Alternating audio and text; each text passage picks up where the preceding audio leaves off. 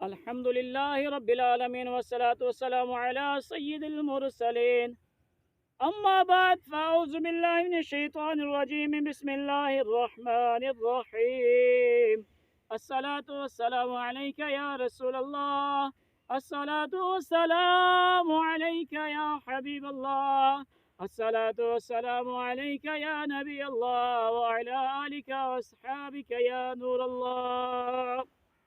محترم اسلام بھائیو، آئیے پہلے درود پاک کی فضیلت سنتے ہیں۔ نبی کریم رؤوف الرحیم صلی اللہ علیہ وسلم کا فرمان عالی شان ہے، جو بندہ روزانہ 50 مرتبہ میری ذات پہ درود پاک پڑھا کرے گا، کل بروز قیامت میں اس سے مصافحہ کروں گا۔ سبحان اللہ، کیا ہی بات ہے، جس سے میرے آقا دو عالم علیہ السلام اپنے ہاتھ مبارک ملائیں گے، اس کی کیا ہی شان ہوگی۔ اللہ پاک ہمیں ہر روز کم از کم 50 مرتبہ نبی کریم رؤوف الرحیم صلی اللہ علیہ وسلم کی ذات پہ درود پاک بھیجنے کی توفیق عطا فرمائے۔ راہ عبادت کی رکاوٹیں ہیں۔ اللہ تعالیٰ کے عبادت کرنے کے لیے ہمیں 4 قسم کی چیزیں جو عبادت میں رکاوٹ کا سبب بنتی ہیں۔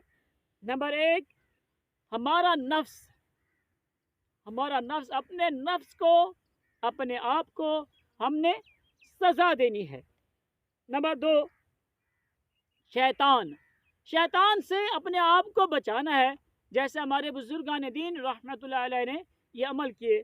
نمبر 3، دنیاوی تعلقات، دنیا کے اندر جو ہمارے تعلقات ہیں، جو ہمارا اٹھنا ہمارا بیٹھنا ہے، وہ کس طرح کے لوگوں کے ساتھ ہے، اچھے لوگوں کے ساتھ ہے یا برے لوگوں کے ساتھ ہے۔ یہ تعلقات ہم اپنے دیکھ لیں تو انشاءاللہ ہم عبادات کرنے میں کامیابی حاصل کر لیں گے۔ نمبر 4 جو ہے دنیا کی محبت کو ہم نے اپنے دل سے نکالنا ہے۔ آئیے، پہلی رکاوٹ جو نفس ہے، یہ ہمیں سستی دلاتا ہے، ٹھہر کے کرتا ہوں، کل کر لوں گا، آج دل نہیں کر رہا وغیرہ، ایسے خیالات آتے ہیں۔ اگر بندہ عبادت سے محروم رہ جاتا ہے تو اسے اپنے آپ کو تنبیہ کرنی چاہیے کہ ہائے آج میرے نوافل رہ گئے، آج میں نماز نہیں پڑھ سکا۔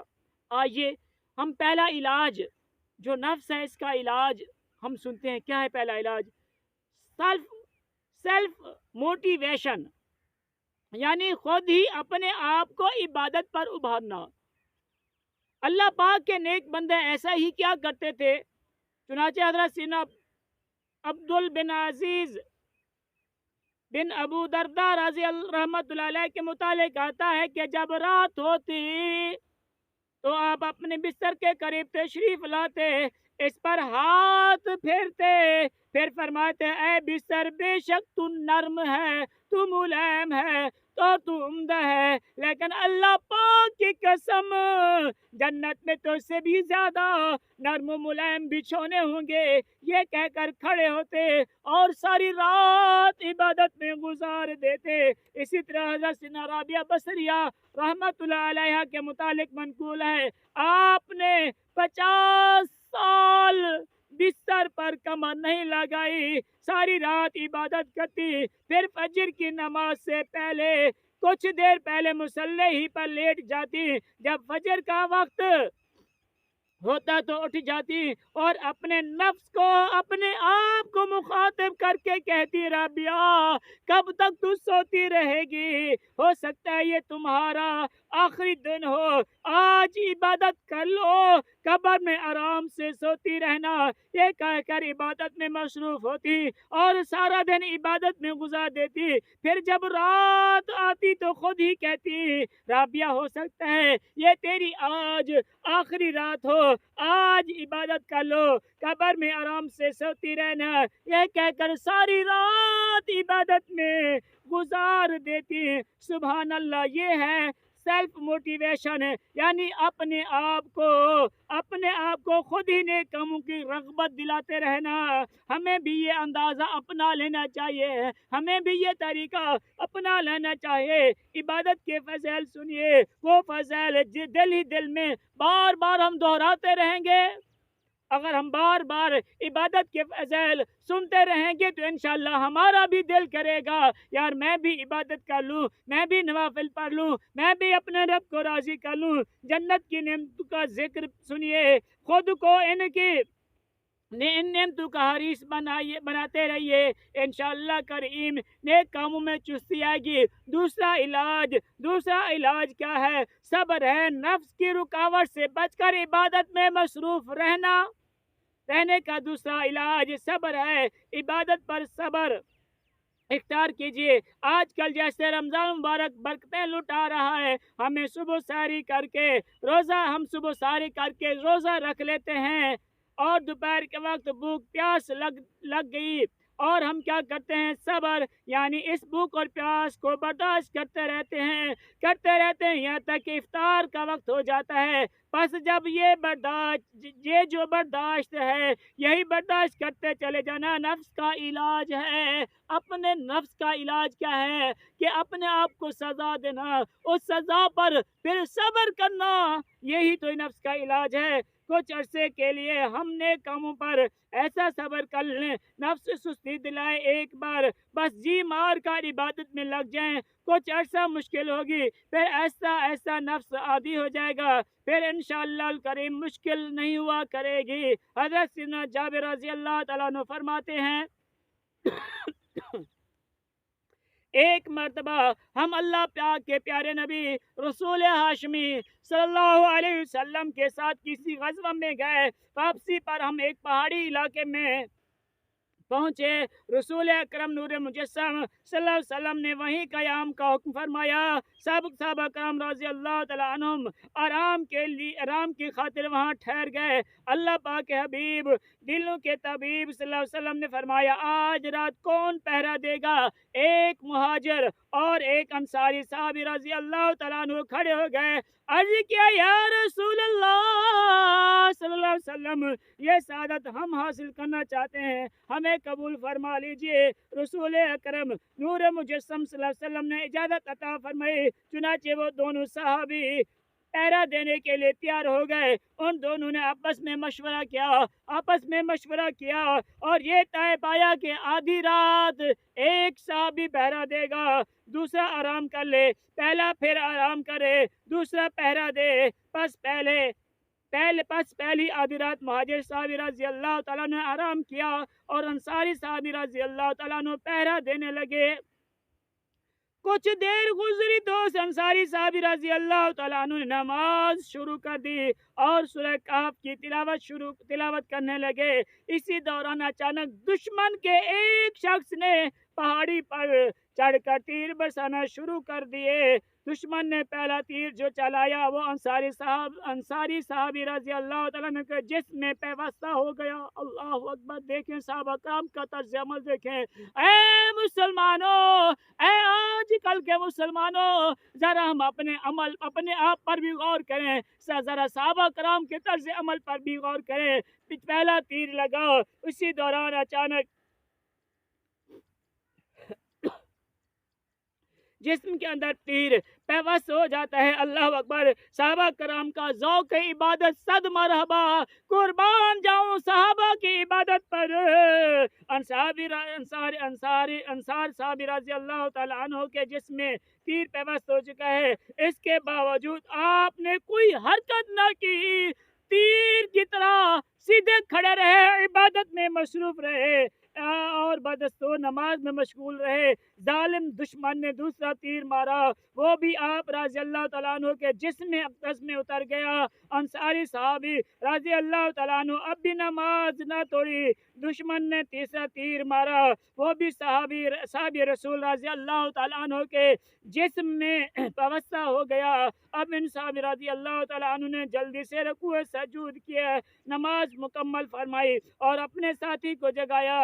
تیر برسانے والے دشمن نے جب دیکھا کہ یہ اکیلا نہیں ہے، ان کے رفقا بھی ساتھ ہیں، تو وہ فوراً بھاگ گیا۔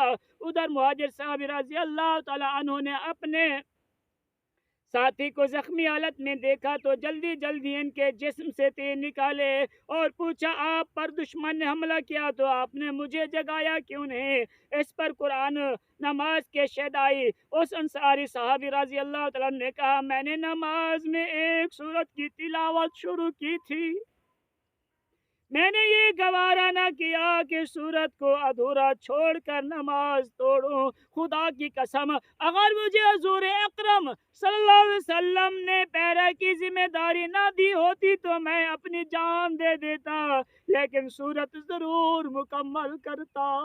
अल्लाह अल्लाह, साहबा करम की इबादत से मोहब्बत देखें और हमारी मोहब्बत देखें। हमें मस्जिद में कभी आना भी तौफीक हो जाता है तो जल्दी से हम टकरे मार कर भागते हैं। हमारा कारोबार जो ठप हो जाता है, हमारी दुकान जो बंद हो जाते हैं, गाहक चले जाएंगे। वो थे साहबा करम, तीर खाकर कसम खा रहे, अगर मुझे मुस्तफा ने पहरे के लिए मुकर्रर ना किया होता, खुदा की कसम मैं सूरतुल कहफ को मुकम्मल पढ़ता, मुकम्मल तिलावत करता।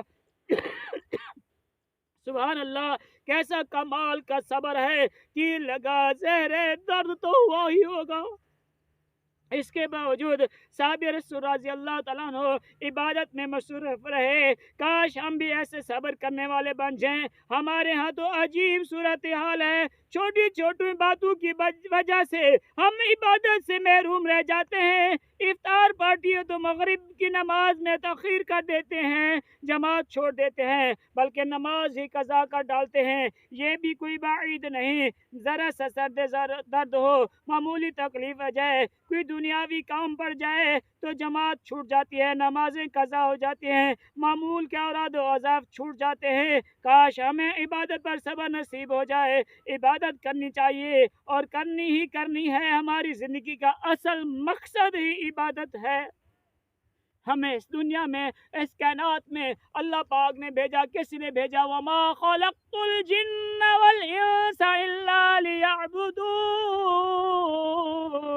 कि हम दुनिया में आए, इस जहान में आए, अल्लाह पाक ने जिन्नो इंस को पैदा किया मगर अपनी इबादत के लिए, हम अल्लाह की इबादत के लिए, क्योंकि हमें हमारा असल मकसद तो रब की इबादत करना है, ना कि मालो दौलत कमाना है, ना कि दुनिया की शोहरत कमाना है। हमें इस पर सब्र क्या इख्तियार कीजिए। मुश्किल होगी, काम भी पड़ेंगे, मुशक्क़त भी होगी, सुस्ती भी आएगी, नफ्स कमज़ोरी भी दिखाएगा, हो सकता है दिल भी ना लगे, लेकिन हमने इबादत करते ही रहना है। यूँ इस्तिक़ामत से जी मार कर लगे रहेंगे तो इंशाअल्लाह एक वक्त आएगा इबादत हमारी रूह की ग़िज़ा बन जाएगी। जब तक इबादत नहीं करेंगे सुकून नहीं मिलेगा। अल्लाह पाक हमें ऐसी इबादत की लज्जत नसीब फरमाए। सुभान अल्लाह, क्या ही बात है मेरे मोहतरम इस्लाम भी। साहबा कराम का तर्ज अमल देखें, ज़रा हम अपने ऊपर भी गौर करें।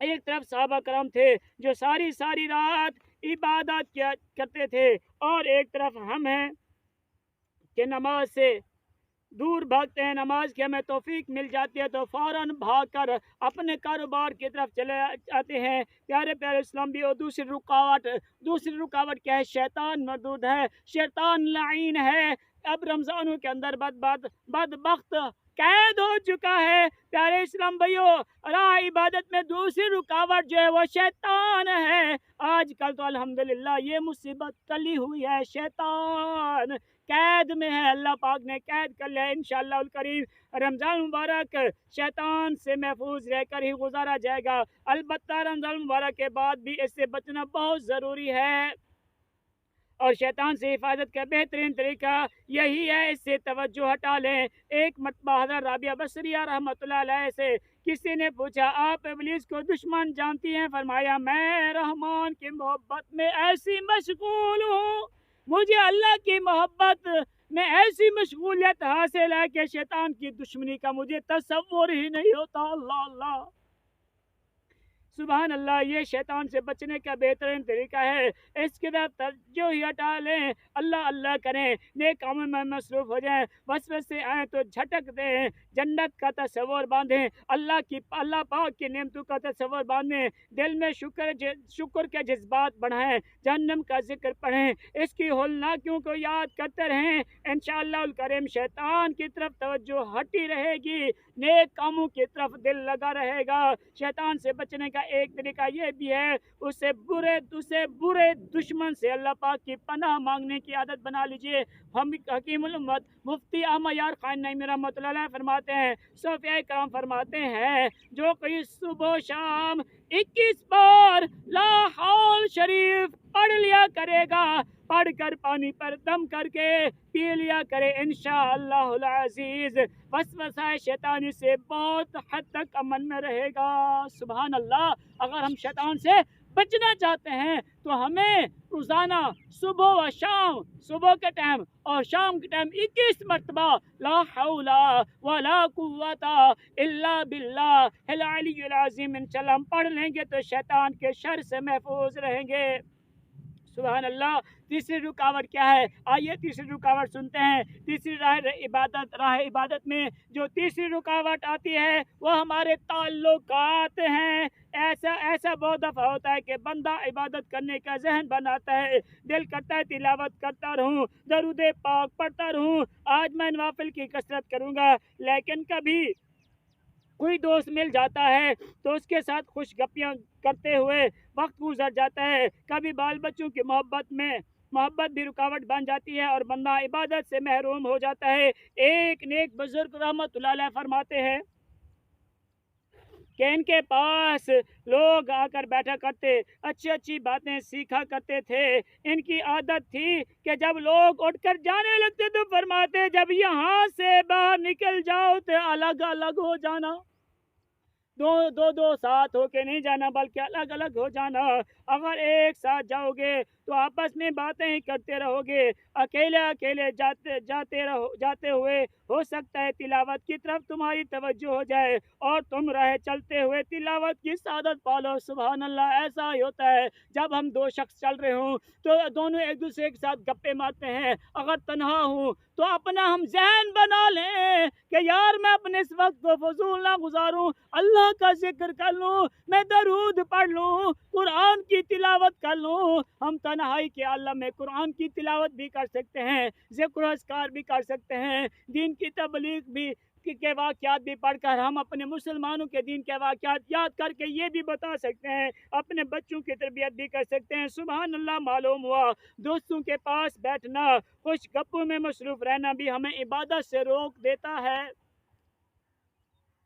इसलिए बेहतर है कि हम तन्हाई इख्तियार करें। ये इंसान की फितरत है, हमसे बिल्कुल फारिग नहीं रह जाता, बल्कि फारिग हूँ, कुछ भी ना कर रहे हूँ तो उकताहट और बोरियत होने लगती है। यार बोर हो गया हूँ मैं, ये हो गया मैं, वो हो गया हूँ, तन्हाई में हो, बोर क्यों हुए हो? यार तू बोर हो रहा है, रब का कुरान उठा, बोरियत दूर हो जाएगी। अरे तू बोर हो रहा है, तस्बीह उठा, मुस्तफ़ा की ज़ात पे दरूद पढ़, तेरा दिल खुश हो जाएगा, तेरा दिल की उकताहट ख़त्म हो जाएगी, तेरी बोरियत दूर हो जाएगी। मीठे कुरान की तिलावत कर, नवाफिल पर, तेरी बोरियत दूर हो जाएगी। इसलिए हमें कुछ ना कुछ मसरूफ़ियत लाजमी चाहिए होती है। हमारे यहाँ लोग मसरूफ़ियत क्या अपनाते हैं? मोबाइल फ़ोन लेकर बैठ जाते हैं, फिर तो चाहे सारी रात गुजर जाए वक्त की खबर नहीं होती। इसी तरह दोस्तों के पास बैठे हैं तो खुशगपियाँ शुरू हो जाती हैं, कई घंटे गुजर जाते हैं। इस रुकावट से बचने की कोशिश कीजिए। रमज़ान मुबारक में ज़्यादा से ज़्यादा वक्त तन्हाई में गुजारिए, नेक काम करते हुए गुजारिए। इसका एक बेहतरीन हल ये भी है, इत्तिकाफ़ कर लीजिए, सारा वक्त मस्जिद में गुजरेगा, कुछ भी ना कर पाए तो मस्जिद में रहने का सवाब ही तो मिलता रहेगा। फिर इसके साथ साथ मस्जिद में दोस्त वगैरह से भी दूरी होगी और इंशाअल्लाह करीम ज़्यादा इबादत करने में कामयाब भी हो जाएंगे। सुभान अल्लाह। देखा मोहतरम इस्लाम भाइयों, दुनियावी ताल्लुकात की वजह से इंसान इबादत से गाफिल हो जाता है, इबादत नहीं कर पाता। लिहाजा हमें चाहिए कि दुनियावी ताल्लुकात कम करें और अपने रब की इबादत को तरजीह दें। آئیے آخری ترجیح سنتے ہیں۔ حضور سرور کائنات شہنشاہ موجودہ صلی اللہ علیہ وسلم نے فرمایا، جو دنیا سے محبت کرتا ہے وہ اپنی آخرت کو نقصان پہنچاتا ہے، اور جو اپنی آخرت سے محبت کرتا ہے وہ اپنی دنیا کا نقصان کرتا ہے۔ لہذا باقی رہنے والی آخرت کو فنا ہونے والی دنیا پر ترجیح دو۔ اللہ پاک ہمیں دنیا کی بجائے آخرت کا طلبگار بننے کی، آخرت کی فکر کرنے اور اس کے لیے تیاری میں مصروف ہو جانے کی توفیق نصیب فرمائے۔ آمین بجاہ نبی الامین صلی اللہ تعالی علیہ وآلہ وسلم۔ محترم اسلام بھائیو، چوتھی رکاوٹ دنیا ہے۔ یہ بہت خطرناک رکاوٹ ہے۔ آج کل جیسے رمضان کا بابرکت مہینہ رمضان کا مہینہ برکتیں لٹا رہا ہے، رمضان مبارک نیکیوں کا موسم ہے، موسم بہار ہے، مگر افسوس ہمارے یہاں سے تجارت کا موسم میں بہار بنا دیا۔ ہم نے اپنی دکان پر چیزوں کو مہنگا کر دیا۔ ہم کمائی کے چکر میں ہمارے پاس پیسہ آنا چاہیے، ہم نے تجارت کا موسم بہار بنا دیا ہے۔ صحابہ کرام پر قربان جائیے رضی اللہ عنہ کا انداز یہ تھا، شعبان المعظم سے ہی خود کو ماہ رمضان کی عبادت کے لیے فارغ کرنا شروع کر دیتے، مگر ہمارے ہاں لوگ ماہ رمضان میں خود کو زیادہ مصروف کر لیتے ہیں۔ عام دنوں میں پھر بھی نمازیں وقت پر پڑھ لیتے ہیں، رمضان مبارک میں تو کاروبار میں اتنی مصروفیت بڑھتی ہے کہ عبادت کی طرف توجہ ہی نہیں ہو پاتی۔ اللہ پاک ہمارے حال پر رحم فرمائے۔ یہ اچھا انداز نہیں ہے۔ مسلمان بندہ پہلے اپنے دین کی فکر کرتا ہے، پھر دنیا کماتا ہے۔ یقین مانیے اگر ہم یہ اپنا انداز اپنا لیں، ہم نیکیاں کمانے کی فکر کریں تو انشاءاللہ الکریم دنیا کے کام بھی خود بخود آسان ہو جائیں گے۔ دین سے محبت کریں، نمازوں سے محبت کریں، ہم نیک عمال کرنے والے بن جائیں۔ حضرت ابوبکر صدیق رضی اللہ تعالیٰ عنہ فرماتے ہیں، جو اللہ پاک کی رضا کے لیے اللہ پاک کے کاموں میں لگ جاتا ہے، اللہ پاک ان کی مدد فرماتا ہے۔ لہٰذا محترم اسلام بھائیو، اپنی آخرت کی فکر کیجیے، نمازوں کی پابندی کیجیے۔ رمضان کا مہینہ ہے، مقدس مہینہ ہے، بابرکت مہینہ ہے، ہمیں عبادت کی طرف آنا چاہیے، اپنی آخرت کی فکر کرنی چاہیے۔ اللہ پاک ہم سب کو عمل کی توفیق عطا فرمائے، پانچوں نمازیں باجماعت ادا کرنے کی توفیق عطا فرمائے، رمضان کے اندر زیادہ سے زیادہ اپنی عبادت کی توفیق عطا فرمائے۔ آمین بجاہ نبی الامین صلی اللہ تعالی علیہ وآلہ وسلم۔